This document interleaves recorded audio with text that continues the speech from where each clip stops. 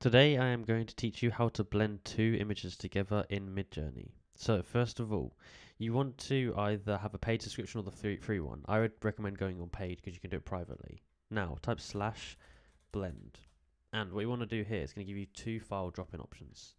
First option, you want to select the first image. Second option, you want to select the second image. Now, after that, you just want to hit enter.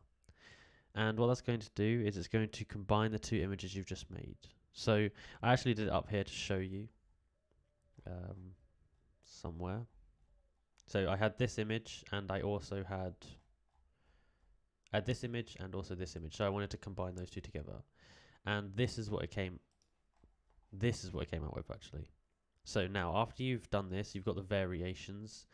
You can either upscale them or you can create more variations. So let's say you like the first one, you can go to U1 and that's going to upscale the first one.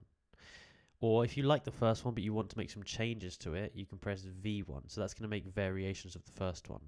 Now lastly, if you want to regenerate it all, you can press this button, it's going to do that.